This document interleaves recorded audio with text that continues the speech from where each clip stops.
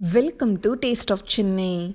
இன்றைக்கி நம்ம இட்லி தோசைக்கு தொட்டுக்கிற மாதிரி ஒரு சூப்பரான வெங்காய சட்னி ரொம்ப ஈஸியான மெத்தடில் ரொம்ப டேஸ்டியாக எப்படி செய்கிறதான் பார்க்க போகிறோம். ரொம்ப குவிக்காக செஞ்சிடலாம். இப்போ வாங்க ஸ்டார்ட் பண்ணலாம். ஃபஸ்ட்டு நான் ஒரு 4 காஞ்ச மிளகாவை சுட தண்ணியில் போட்டு ஒரு 10 நிமிஷம் ஊற வைக்கிறேன். அதுக்கப்புறம் ஒரு சின்ன பீஸ் புளி சேர்த்துக்கோங்க.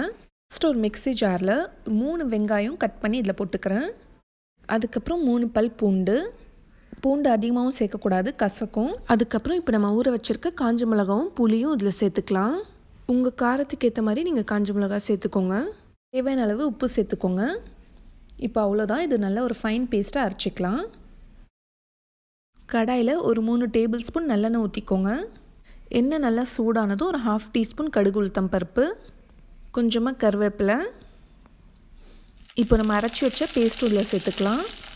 இது அரைக்கும் போது தண்ணி சேர்க்க தேவையில்ல, அப்படியே தான் அரைக்கணும்.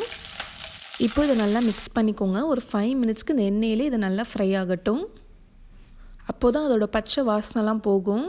இதே மாதிரி சின்ன வெங்காயம் யூஸ் பண்ணி கூட செய்யலாம், ரொம்ப டேஸ்ட்டாக இருக்கும். சின்ன வெங்காய சட்னி நான் இன்னொரு நாள் கண்டிப்பாக அப்லோட் பண்ணுறேன்.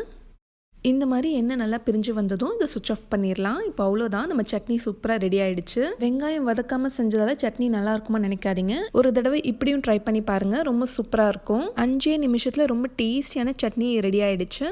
இது ஒரு 3 நாளுக்கு கூட நீங்கள் ஃப்ரிட்ஜில் வச்சுக்கலாம், கெட்டு போகாது. இன்றைக்கி இந்த சட்னி ட்ரை பண்ணி பாருங்கள், ரொம்ப சூப்பராக இருக்கும். எப்படி வந்துச்சு உங்களோட ஃபீட்பேக் எங்களுக்கு சொல்லுங்கள். இந்த வீடியோ பிடிச்சிருந்தா லைக் பண்ணுங்கள், உங்களோட ஃப்ரெண்ட்ஸ்க்கும் ஷேர் பண்ணுங்கள். இந்த மாதிரி நல்ல ரெசிபீஸ்க்கு நம்ம சேனல் டேஸ்ட் ஆஃப் சென்னையை மறக்காமல் சப்ஸ்கிரைப் பண்ணுங்கள். நாளைக்கும் இதே மாதிரி வேறொரு சூப்பரான ரெசிபியில் சந்திக்கிறேன். தேங்க்யூ ஸோ மச் ஃபார் வாட்சிங்.